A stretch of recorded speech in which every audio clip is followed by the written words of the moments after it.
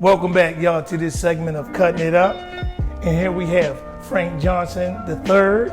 He is the president and CEO of EAC. Frank, finish that up for me. And what else? The first African-American NBA sports agent in the city of Baltimore. I made black history when I became the first agent to receive a license from the NBA Players Association in 2004. That same year, I also received my NFL license and became the first African-American NFL agent in the city of Baltimore in that same year. Wow. And tell us about FIBA. So FIBA is a license where you are allowed to represent basketball players globally. FIBA is a license that allows you to represent players in 217 countries all over the globe. I've represented players who've played in the Czech Republic, have played in Africa, have played in Malaysia, Indonesia, Spain. They've played a plethora. Played Germany, the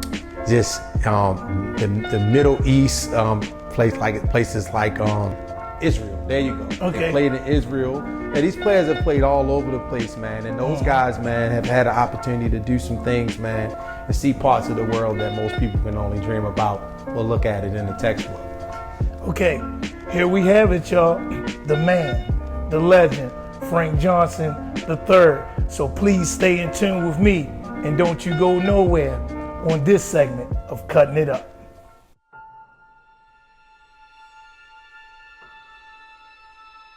Is it something that they gotta get to, like a wake-up call, or what they say? You know, you done hit the ground level.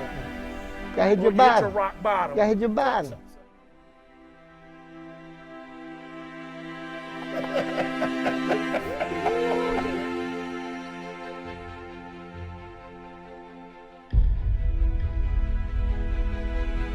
I want to defeat this disease, demon, generational curse, whatever we call it. Honestly, I don't think it's pressure so much. I feel like a lot of women go through identity crisis. I'm taking so much on, but I forgot all about my disease. I thought I could relax and go and have a sip of wine, you know, because I was just so stressed, you know, and I needed extra help, and we didn't have a ministry like that. And I relapsed, and man, that's embarrassing. By me going for myself, I had to love myself. I had to get in line with God of my understanding, you know, to restore me back to a life of sanity. You know, I couldn't go for my wife. I couldn't go for my respect. I couldn't go for my children. I had to really go for myself. So I want y'all to stay in tune with me on this segment of Cutting It Up.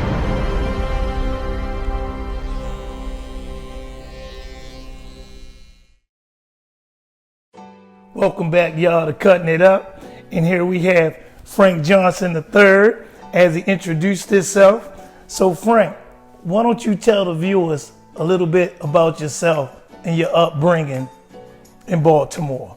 Okay, well, I was born and raised in East Baltimore. I started playing sports at a young age. Baseball has always been my first love. I started playing at Dewey's Little League up in East Baltimore off of the York Road area, up in that area. And then I played football in West Baltimore for Hanlon Park. Okay. And Hanlon Park is right off of Gwynns Fall near Mondawmin Mall in West Baltimore. And the first time I played in a Little League game, I'll never forget. I scored the first time I touched the ball. Wow. But I wasn't playing offense, I was playing defense. Okay. And and once I got that feeling of scoring and having an opportunity to be really good, I just fell in love with the game of football. And I started working on football. I went to high school, went to the Baltimore Polytechnic Institute. Poly. Absolutely, man. Listen, and we only lost one time while we were in high school. That's awesome. We lost one time in the 3 years that I played football for them, and we lost 10-0. And that's one of the only games that I can really remember vividly, because that was the only game that we weren't successful in. And it was in my senior year. It's amazing. Yes. Yeah. So baseball was your first love, but football just came easy to you. Tell me more. So it came easy because, I played a lot of football, street football, at the park football. That's right. We played all the time. We played every day. And so by the time I got to high school, really, even before when I got to Little League, I was well versed in playing and running the ball and catching the ball, and it was just natural to me. But it wasn't a hard game. So the main thing I had to do once I started playing football on a regular basis was build my body. And I understood that if you build your body, you'll be even better than what you are. You know, so I was an avid weightlifter, and I ran track. I tried to do everything in my power to increase my skills as a player, because I really thought I was going to make it to the NFL. That's right. And those are dreams, but God had better plans for you. So, Frank, tell me about some of the challenges that you have growing up in East Baltimore, as far as you have young athletes coming up in a tough town, East Side, West Side, you know, all over there, some challenges. Tell me about some of the challenges that you had growing up in East Baltimore. Okay. So I grew up in East Baltimore off of Greenmount Avenue in the Waverly community. And a lot of my friends chose not to go to school. They chose to be on the streets. Right. So every day I had to make a decision. You know, I had to make a decision. Do I want to be with them and have a life that appears to be successful? Because they had all the nice cars, all the money, all the girls. And here it is, I'm going to school, I'm catching the bus, going to Poly. And it looks like a car show in my community. Like they had Mercedes and Land Rovers and big trucks, but they weren't going to school. That's right. And I knew what they were doing. And so I had to make a decision. Do I want to be with them, or do I want to live out this dream and try to go play football? And a lot of my guys would always say, oh man, you're a school guy, man. You need to stay with school, man. That's your thing right there. And when I was younger, I didn't understand that. But as I get older, I thank them for that. Not even allowing me really to become a part of what they were involved in, because that was not my path. That's right. To be the president and the CEO of Elite Athletes for Christ. And we know that you're a man of God. So tell us about your highlights with God, as far as when you was young in elementary and coming up through high school, through college, and even up to now. That's your glue. Share with us, share with the viewers, your relationship and your highlights with God. So the first person that I think about is Geneva Johnson, my grandmother. My grandmother took me to church. Yes. And I used to go to her house on the weekend in West Baltimore. That's how I wound up playing football at Hanlon Park, because I would go over to my grandmother's house, play a game, and then stay the night at her house and go to church with her on Sunday. Right. And so she was like my foundation in introducing me to Christ. And the thing is, I always knew who God was. I went to church with my grandma for as long as I could remember. So my life had that balance in it. And she was planting seeds before I even knew what planting seeds was all about. And the thing is, when you're in an environment that's not conducive to who you're supposed to be, your foundation has to be rooted in Christ. And the funny thing about the name of the company, Elite Athletes for Christ, I didn't want to name it that. It took me a year to name it Elite Athletes for Christ. And it's EAC Global for short, but it's Elite Athletes for Christ.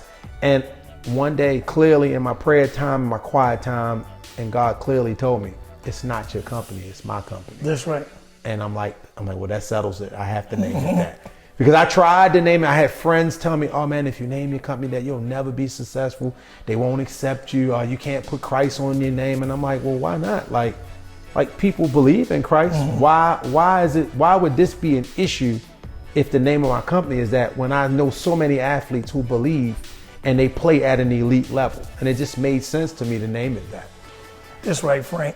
The word of God tell us, do not be ashamed of me. He said, if you're ashamed of my name before men, that Christ, he said he would be ashamed before God. So we have to be strong in who we are and what we believe. And I've seen that you lettered in track, football, and baseball. Tell us a little bit about your football highlights. Okay, yeah. So in football, like I said, football was always a natural sport for me. That's right. I always could run fast, and I was always like the fastest guy on every team that I played on. And so the football part was simple, but then I realized that I needed to run track if I wanted to play at a higher level, like in college. because everybody will be fast when you get to college. That's right. And so when I got hit in my eye, and had to have plastic surgery over my left eye. And I'm a right-handed batter, so that's my lead eye. That's right. And the doctor wouldn't clear me. That's how my track career started in high school. Wow. So instead of me just sulking around and not playing baseball, because I was sad that I couldn't play baseball, right, but I still wanted to do something, I got on the track team and I started running track. And it's amazing because of when you put your foot forward and you start walking where God wants you to go. Yeah. I never threw the discus a day in my life, and I placed in third in the MSA championships, throwing the disc. Like right, of all the kids in the city, I was the third place finisher throwing the disc. And that's one of my proudest moments in high school sports. Even more so of being a great football player, but that track accomplishment was a really hard-earned accomplishment that allowed me to be able to do what I needed to do on the track and field and contribute to my championship team, because we won the championship my 11th and my 12th grade year in track also. And so I can never forget that moment, because it was a lot of hard work and you had a lot of practice with throwing the disc, and your form had to be perfect. Discipline. And to come in third place, as many discus throwers as there were in all those meets that we went to, and to be the third best discus thrower in the city of Baltimore my senior year, like that was a great, great accomplishment. I notice a lot of athletes, they run track, ones that play football, some that play baseball. How does track and field illuminate other sports? Oh, track is the true equalizer. Track is actually way harder than football. Like we would run 3 miles for a warm up, and then we would run sprints, and then we would run to cool off. I'm like, this is a lot of running. That's right. Just for one race that might last 15 to 20 seconds. You know, like I ran the 200. That race is a 20-second race, but for the amount of training you had to do to run that race, I'm like, man, I'm like, once I realized how, and then track teaches you how to breathe and relax when you're in a stride. And so like, I would use that in the football game. Like I'm relaxing when I'm accelerating, because I had this training from track. And so they go hand in hand, but track is truly, football is more physically like grueling on your body, but track takes a lot of dedication to be able to run at a high level for a long period of time. And do some of the athletes that you take care of, some of your clients, do they run track with their sports? So yeah, absolutely. Almost all the football players ran track. Right. They go hand in hand. And some of the basketball players run track because they run cross country to get ready for the basketball season. Your wind the track builds up your lung and your lung capacity and your wind.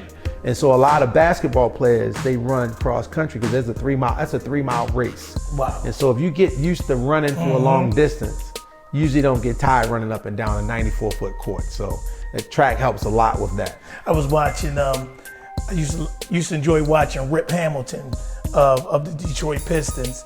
And a lot of people didn't realize he ran 10 miles a day. When Detroit went on that run with Chauncey Billups, I noticed how they couldn't keep up with him. And he even had his free throw percentage was up at 90%. So coming through high school, Frank, what prompted you to go to college? Did you always have college in your mind? You know, at what point did you decide that, okay, I'm going to go ahead and I'm going to college and I'm going to take my education to a further level? 10th grade for sure. My dad was so strict with school. He was so strict. Fatherhood. Oh my God. He was like, if you don't get a B, then you can't play. And then he didn't let me play my 9th grade year. So I had to sit out my 9th grade year in football. And I'm watching all my friends, like, cause again, we lost one time while we were in high school. And my friends won all their games in their 9th grade year. So I could have been 39-1 in high school if I had played my 9th grade year. Because they went 10-0 also that 9th grade year. Wow. But watching them play and not being able to play, but I had to come home every day and study. And so that helped me a lot at Poly, because the work level was very rigorous at Poly. And you would have to study two hours a night. And so my dad's theory was if he gets it right his 9th grade year, he should be ready by his 10th grade year. And it's crazy. I still have the weights that he brought me going into my 10th grade year. I still have those weights 30-something years later. And I would lift those weights every single day to get ready. And it just helped a lot. Because I knew, like, I'm going to college because my parents can't afford to pay for college. So I got to go. And football will be the ticket to get me there. Frank, I want you to share with the people what it takes to achieve the goals that you achieved as far as your academic achievements through high school, through college. What type of classes did you have to take to become a sports agent, to get your BS and your law degree? Like, what type of classes? I know they were serious mathematics classes, technology, these STEM type of classes. What did it take for you to achieve these goals in your education to empower yourself, to empower others? Well, you know, education is always key. Like, without education, you can't do anything at an elite level. Because no matter where you work at in the country, and I speak to young people about this all the time, your skill set is either going to open the door or it's going to prevent you from walking through the door. And that usually is from the foundation of education. So what you learn in high school could do one or two things. It could either open the door for college or to close the door for college. And I ask young people, do you want to work at a company where it doesn't require a lot of knowledge and they pay you a very little bit of money? Or you have a high level of knowledge and they pay you the dollar amount that you're worth? And most of them say the latter, which means that you're going to have to really be highly educated. And so I was educated in high school at Baltimore Polytechnic Institute, and I was a part of the science option because they have science, engineering, and technology at Poly. I did the science option. And then when I went to Morgan State University, I had a BS in mathematics. And so I took a lot of math classes to carry over to get my mathematics degree at Morgan. And a lot of the classes in math really helped me today as an agent because, you know, math works on your analytical skills and how you think and how you prepare. And so though you may be taking a class that are dealing with formulas, it's not just about the formulas. It's about preparing your mind to think a certain way so that when you're challenged with a situation, you know how to think your way through that situation from the beginning to the end. And Morgan prepared me for that. You know, Morgan always challenged you to be the best student you could possibly be and always know your information better than anyone else. Because if you're the best at what you do, then you can work at the highest level. And I learned that at Morgan State University. And then after I finished Morgan, you know, I went on and I became a school teacher. And little did I know that being a school teacher was helping me to become an agent. The first high school where I worked was a 5-star high school for basketball. They were actually ranked nationally by USA Today, top 10 team. And they had 3 or 4 5-star athletes on this team who were earmarked to go to the NBA. But they had one issue. They weren't trained in academia. And they couldn't pass the SAT. And I helped them pass the SAT. And their parents were so happy because their sons were able to get this large scholarship to these major universities. And they asked me to work with their sons. And here it is, I'm a math teacher working with their sons, but former college athlete working with their sons. I'm thinking like, I'm just gonna help this kid because I would want somebody to do that for my child. That's right. But their moms asked me to stay with their sons. And I'm like, well, what does that mean? And so I started researching about, well, what does an agent do? And I had a dream that I was actually gonna be the kid's agent, but I didn't have a clue about what an agent does. And I looked it up and I applied to be an agent to the NFL and the NBA. I didn't get the NFL license right away the first year that I tried in 2003. But as soon as I filled out the paperwork for the NBA, they sent me a license. I'm like, wait a minute. I'm a school teacher. How did I get my license to be an NBA agent? Look at God. And he's opening doors, and he really wanted me to be an agent. It's on the NBA side. And then the following year, like I said, I got the NFL license so I got both of them in 2004. And I'm like, man, what do you do now? Okay. Because I didn't have any experience, but what do you do now? So I tried to work with different agencies, and nobody would hire me. because they looked at me as if I was the competition. Because That's right. when you live in this Baltimore metropolitan area, Baltimore is known for high-level athletes. Wow. People from all over the country that are agents come here to try to recruit athletes. You got guys like Kevin Durant, comes from this Central Maryland area. That's right. Carmelo Anthony was born and raised in this area. You got guys like Josh Selby and Will Barton and Rudy Gay. The list is long. Sam Cassell. You got David Wingate, the older guys. Reggie Williams. That's you got right. Reggie Lewis. Like all these guys. Marvin Webster. Like the list is long. Yes, it is. For guys from this area that really can play basketball at a high level. And so having that license and being in this area and being around, like, cause I actually got my license the year after Carmelo got drafted. And I actually grew up with Carmelo's business manager. And so I saw it up close and personal. And I was like, you could see the things that were being done.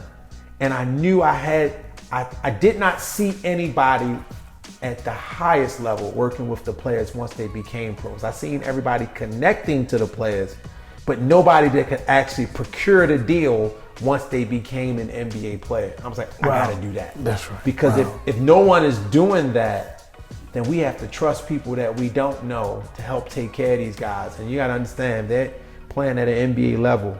Those checks are more than their entire families have ever seen. And if you don't have the right people around, you know what happens with money and people that don't understand, the money's gone. Take from and I knew that I felt the challenge, I felt the push.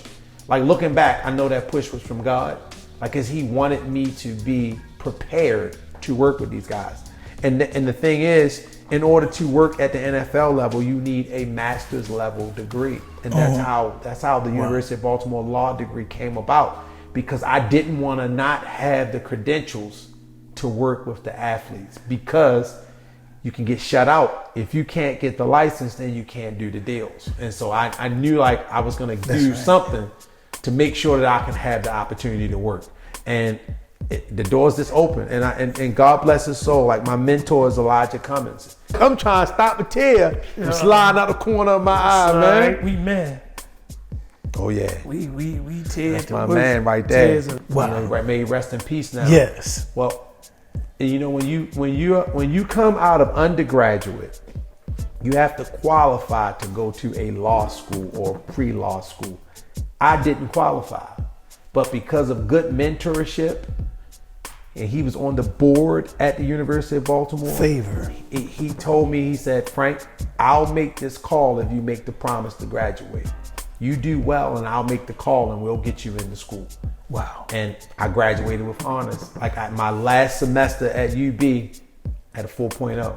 My hardest semester before I graduated, I got 4 A's. And that I'm actually one of the fastest people to actually go through the program in the history of that school. But I know it was, like I said, I wasn't working off of my own power. I felt the push of God saying, you have to do this because you have to be prepared.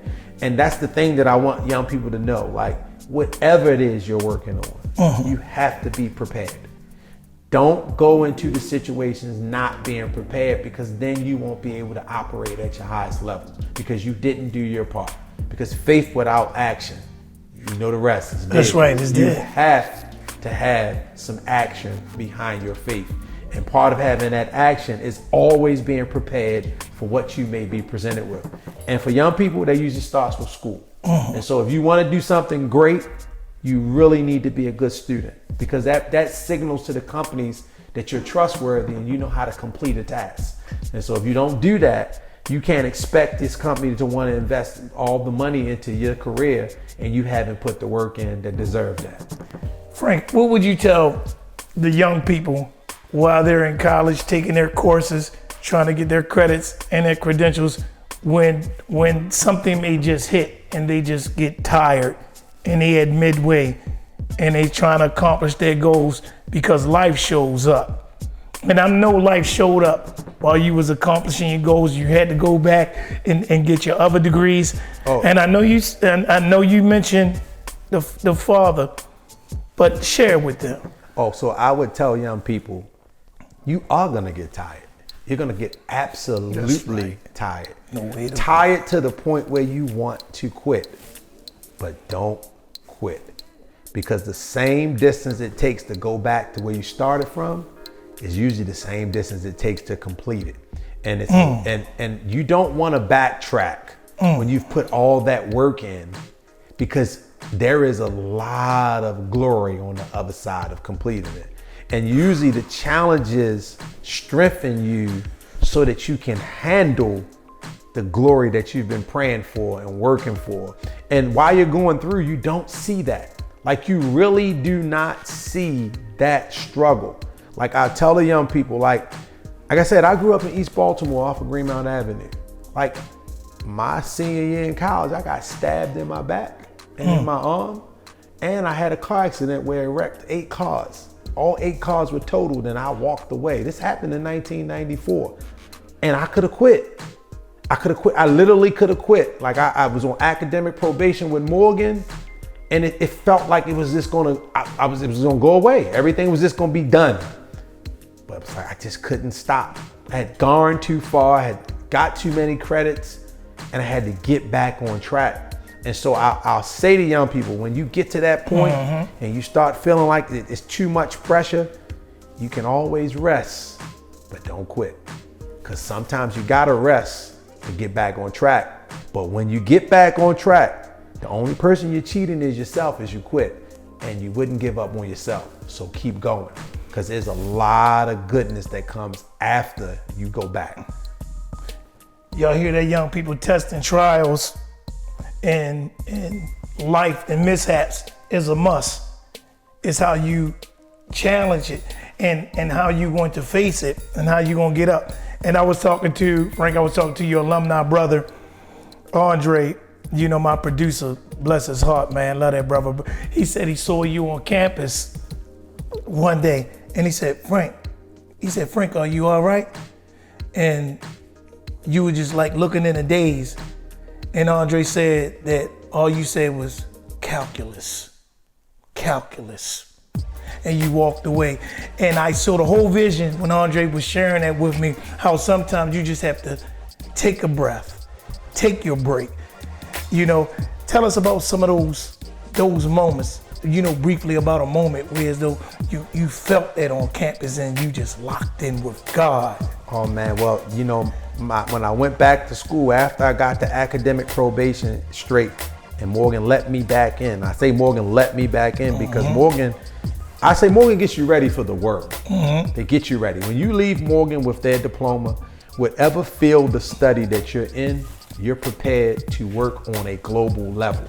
And so my senior year, we studied 5 hours every day.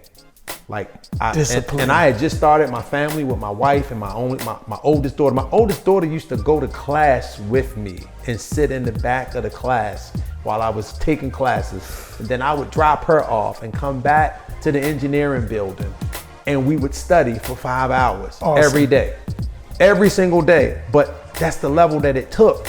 You don't understand that while you're going through the level that it takes, but those levels are preparing you for where you're going at. And here's the thing, I know for a fact those levels parallel to where I'm at right now. So when I'm faced with challenges now, they don't feel like challenges anymore. I just look at it as this is something that I know I have to get through so I can get what I need to get on the other side. That's awesome. Because when I heard you speak about your daughter, sometimes she sat in the back of the class, and we're going to shift right over to your family. You know, how did God lead you to meeting your wife? And how do you balance that with the things that you do? Tell me about you and Mrs. Stacy Johnson briefly, you know, how y'all begin to court and how marriage and how God began to build a family in your life. So I always tell Stacy, like, it was meant for me to be with her. If I go away to play football and stay away, I don't meet her. Or maybe I meet her at another time. Her cousin went to Morgan. Stacy did not go to Morgan. And one of my really good friends was dating her cousin. She lived directly across the street in Jenkins building. She lived right on one of the streets off of, right? You look out of her window, you can see the Jenkins building up at Morgan. And so we went over there one day for lunch and I see a picture on her mantelpiece of Stacy. And I asked her, who's that? And she's like, oh, Frank, you can't date her. She's not gonna wanna date you. And I'm like, yeah, okay, whatever, right? That's right. Didn't think anything of it. Uh-huh. A month or two later, we go to this party, and who's at the party? Stacy. Stacy's at the party, I'm at the party, and Stacy asked her cousin who I was, and her cousin just like threw her hands up like, oh, that's the guy that's been asking about you, and the rest is history, man. I mean, and it's amazing because a lot of times you don't realize that the people that are being strategically placed in your life are going to be your life. Like, that's my life partner. That's right. Stacy is my life partner. Like I tell her all the time, that's my COO. That's my chief operating officer. Like I can't travel the world and represent athletes in different states and go to different places in the world if she's not comfortable and my girls aren't comfortable. Because in order to be a great man of business, if you have a family, you have to have your family in order first. That's first things first. Your family is first, and then everything else comes after that. And it took me a long time to understand that. But once I understood that, just like those hard calculus equations that my brother was talking about, once you figure that out, it opens up a lot of opportunities because God is a God of order. Yes. And so your first order of business is always your family. And so if you take care of your family, he'll take care of the business. So the better I took care of my family, the more opportunities I got with athletes. And I said, oh, I understand now. So I'm always gonna take care of them because if I wanna stay in business, I better make sure that I handle the business of the Johnson household first, and then all the rest of the business will take care of itself. I firmly believe a man is not a man if he's not taking care of his wife and he's not taking care of his family. And that reflects heavy upon the world you in the world of sports. Because I've seen a lot of athletes, that got into it with their wives and got into it with their families, and it affected them seriously. And I firmly believe that home base, once that home base is tight, you can launch out and you can become anybody. Absolutely. Anything that your heart so desired to believe to become. Frank, what were some of the challenges you had as being the first African American sports agent in the city of Baltimore? Oh man, when you're the first, you take all the hits. And people in Baltimore systemically do not believe. They don't believe that you can do the job because you don't look like the people that normally come to them when it's time to do the job at that level. Wow. You're talking about kids making millions of dollars, and most people are used to seeing people that don't look like me when it's time to sign the contract. And so when I first became an agent, number one, I was very young because it was 20 years ago. So I was younger than most of their parents, but just older than the kids that played the game. And so that kind of puts you in a catch-22 because the parents don't believe, number one, you have enough skill to do it. Number two, you don't look like the people that normally do it. And then number three, you're just a little bit older than my son. How can you help my son do this work at this level? And most of the people that the kids are connected to, they have a vested interest in you not getting the opportunity. Here's the reason why. Basketball is connected to high school sports, AAU sports, Nike, Adidas, Under Armour. All these people have vested interests in these kids. So if you come, you basically shake the paradigm. That's right. And I came to shake the paradigm. Like, I'm gonna shake it because number one, if it was right, it would be more people doing what I'm doing. But because it's not right, it's a limited amount of people doing what I do at this level. And that tells me everything that I need to know. If it was more people doing it, then I would feel more comfortable about the people making the decisions. But because it's a limited amount of agents and a limited amount of African American agents, like there's only 3 African American NBA sports agents in the city of Baltimore. And I've had the pleasure of helping train one of them, and I know the other one, and both of them have asked me for advice to work through this process. And so my thing is, if we weren't needed, we wouldn't be in the field. But the fact that it's not a lot of us, most of the parents didn't believe that we could do the work. And that gets frustrating because I know that I can do the job. Like I'm 100% sure now that I'm probably the most qualified person your family is ever gonna come in contact with that wants to see your son win, has the ability to help your son win, and know the things that your son needs to do in order to make sure that he wins and your family wins. And so like when I speak to parents now, I speak in a matter of fact way. Like I know that I can do these things. I'm hoping that you'll allow me to work with your child, because most people that do this job, they're not going to share the information that I've shared with you. Wow, that's awesome.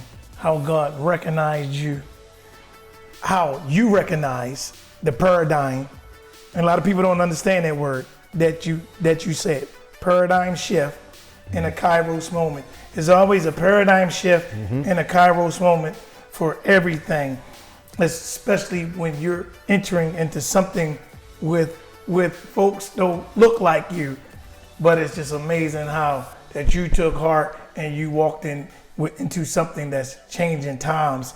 And it's awesome that individuals have to see these things happen in their life so that they can go forth and seeing you lead in that magnitude. Yeah. Frank, can you share with some of the viewers about the combine in the draft for us preparing some of the young people that you work with? How do you prepare them for the combine and the draft in the NFL and the NBA? Okay, so it's a threefold thing. And so we talk about mind, body, and spirit. Like if your spirit is right, your mind will tell your body what to do. And so we work a lot of foundationally on getting them prepared with the word. Like we read a lot of scriptures. We do scripture reading. We have to do that because you have to know who you are in order to play at this level. And how do you define who you are? You define it through God's word. And so we talk about that. But then on a physical standpoint, like we're gonna send the athlete to get the best possible training that there is, whether it's football or basketball. We've been blessed in the Baltimore area to have some of the best trainers in the world. This area, this DMV area is a special, it's fertile ground. You have the best trainers in the world right here in the DMV. So a kid doesn't even have to leave. If he's from this area, or even if he's not from this area, he can come to my home area and we can get him the best training possible. That's and so awesome. We're gonna get his body right. And then once we get his body right, he has to make up in his mind that he's gonna do this consistently so that he can play at the level that we know and project him to play at. And so like the mind, body, and spirit piece is so crucial to having an elite athlete. You've been at this for 21 years, Frank. How has this helped so many young people for us from when you started? Because you've been at this for 21 years in the past. How have it helped so many of your young people? So the goal for any athlete we work with, it's not so much about the career while they're playing. It's who are you going to be when you stop playing? I'll know if I did my job correctly when it's time for you to transition. When you transition out of being a professional athlete, what career are you going to choose? How are you going to land on your feet? How are you going to help the community that you come from? Those things only happen if you've been preparing for this moment the entire time while you're playing. And so one of my biggest success stories is one of my athletes that played in the NBA, played in the Suns organization. He's now one of the top real estate agents in the city of Las Vegas. And he sells multi-million-dollar homes. But the reason why he's able to sell those homes, it points back to the foundational work that we did, like knowing who you are, working extremely hard, and then making your mind up. And then most importantly, being loyal and being committed. And so I want you to become a part of my family when I represent you. And we really look for kids that could actually become a part of the EAC global family, because our goal is to help you become a global citizen. That's right.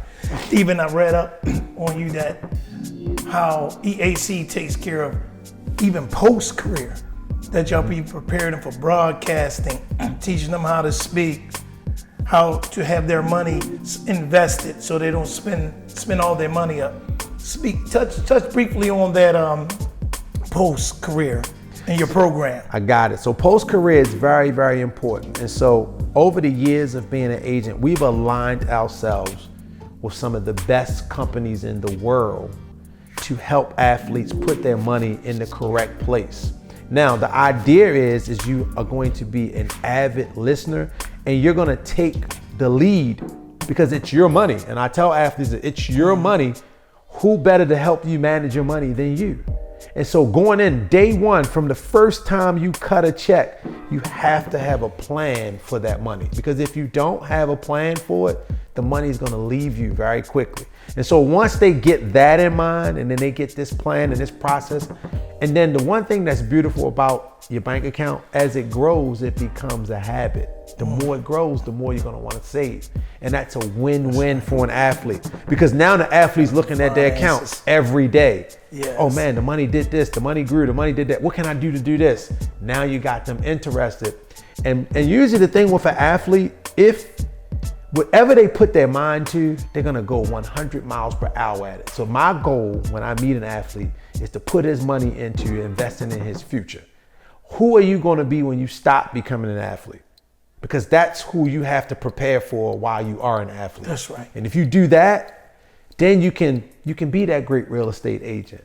You can be that great company owner. You could be that great philanthropist or a guy that runs a foundation, because you did all of the work while you were playing. And so now that you have time that you're no longer playing, you can approach that the same way you approached your professional career. And that lets me know that we've done our job as an agency when that happens. That is awesome. And as we close in, Frank, what would you like to say to those, the children, these talented athletes, these children, these youth, and the parents? What would you like to say to them as far as their journey into wanting to see these children to become these educated? They have to be educated as well as their athleticism, student athletes. What would you say to them? Because I've noticed some parents that they had a tough time. And I'm sitting here, I can't lie. And I've just learned so much from you.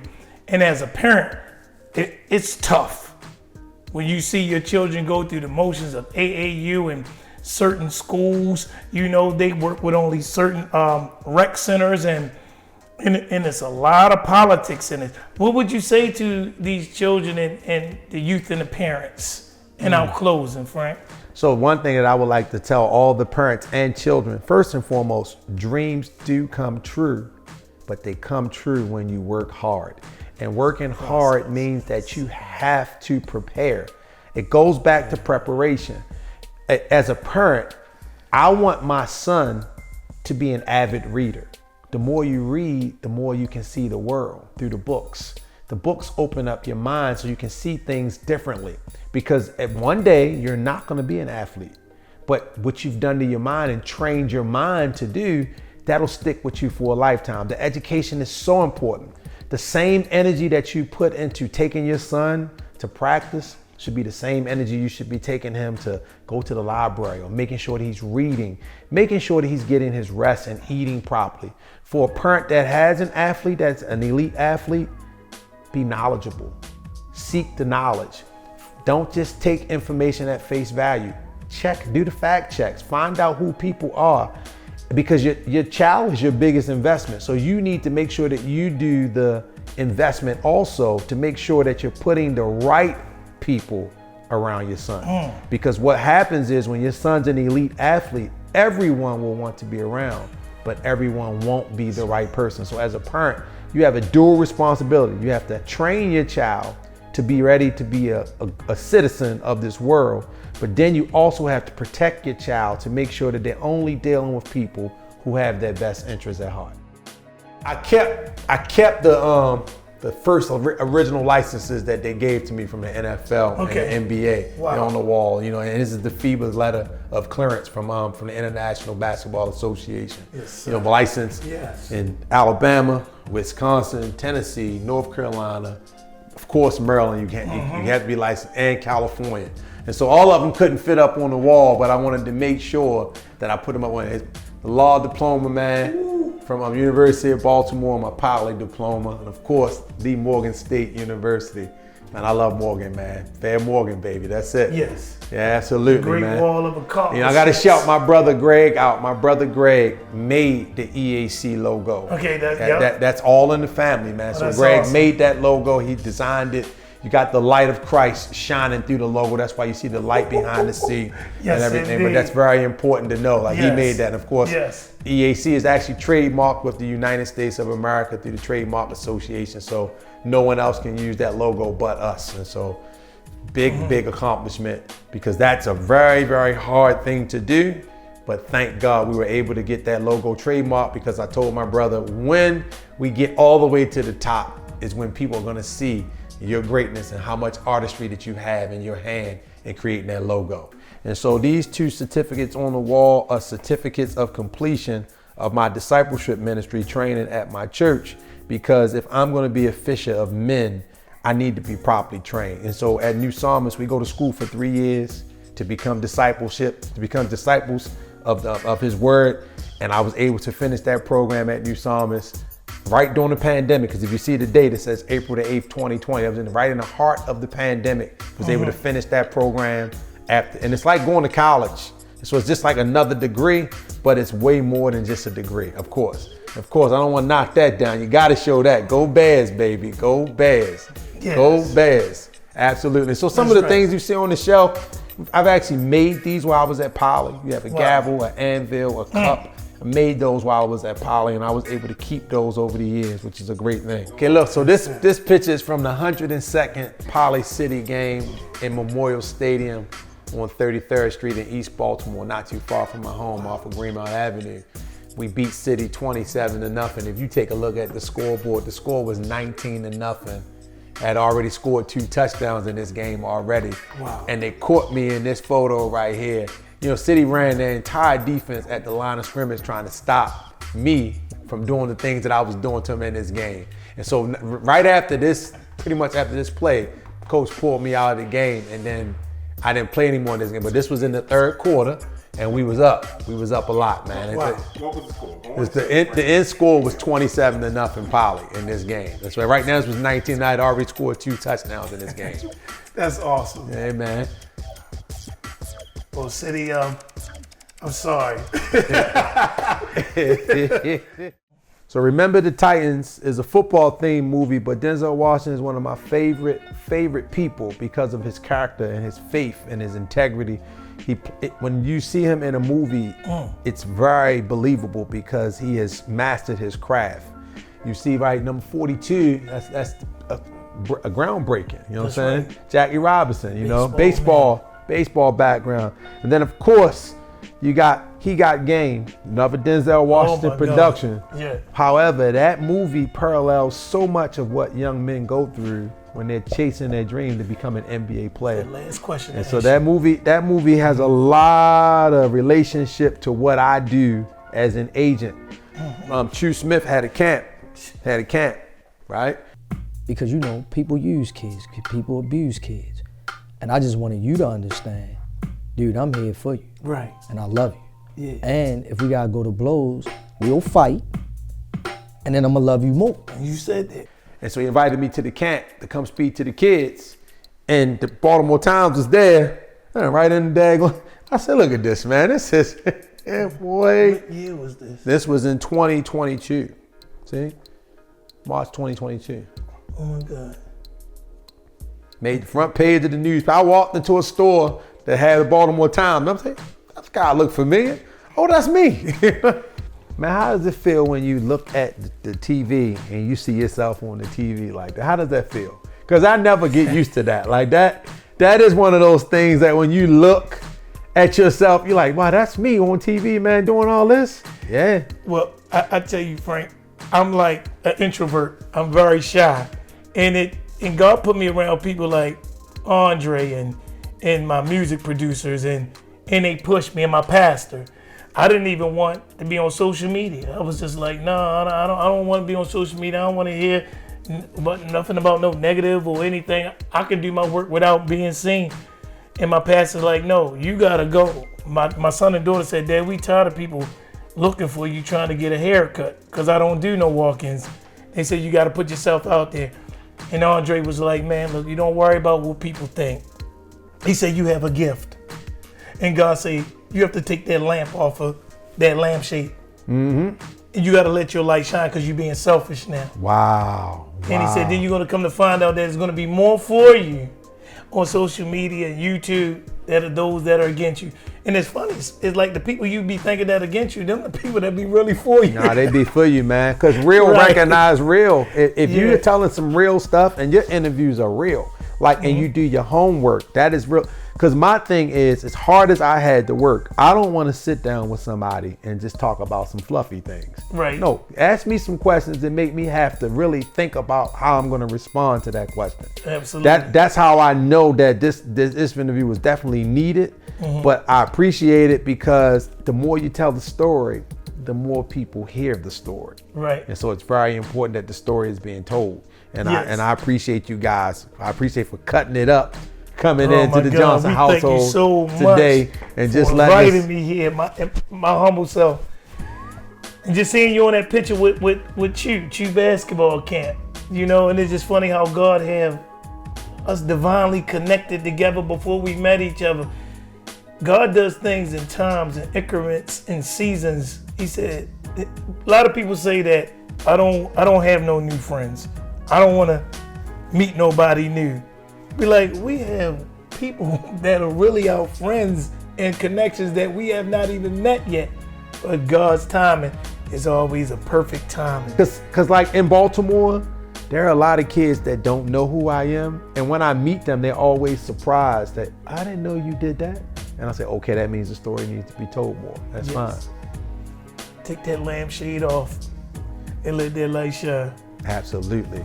I can't even explain how good God is. And so I didn't know this, but one of my idols, Hank Aaron, actually broke the home run record the month and the year that I was born. And so Look at that. that had to make the wall. Of course, I've always been an activist at heart.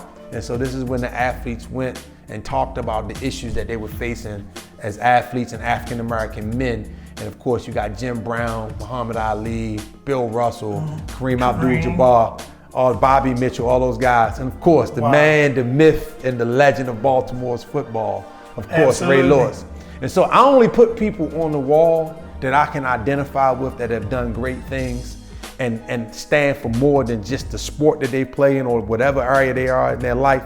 But of course, if you can kneel before God, you can stand before anyone. And this is Martin Luther King, definitely one of my favorite icons. Martin Luther King, Ralph Abernathy, they praying before they take the walk down to Selma.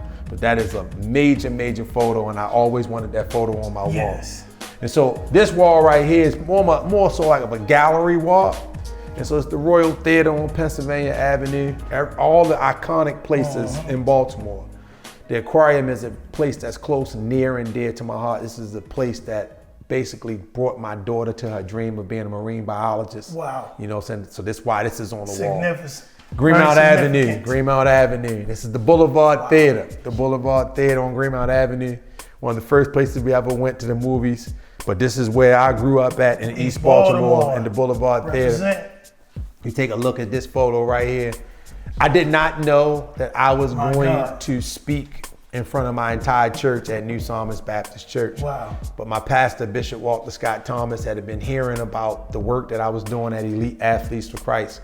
And he asked me to come speak to the young people about goals and dreams. And they caught this photo. I was like, it has to go on the wall. Then of course, last but not least, this is during the uprising, Freddie Gray. And so this picture made CNN. People thought we were protecting the police. We weren't. We were in protest of the police that had the brutality against the people. The police kept moving forward, getting closer and closer to the protesters. These are all black men that are fathers of sons and daughters in Baltimore City. We formed a protest line and turned our backs to the police to let them know we weren't in agreement with their decision making and how they were handling things. But we wanted the protesters to have a barrier of peace.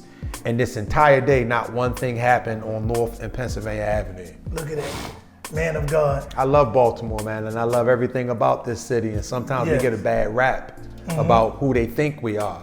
But it's hardworking men who did not want their city to be destroyed by angry people because one of the kids in Baltimore was killed by the Baltimore City Police. And so that's why we turned our backs to the police officers to let them know we do not agree with you.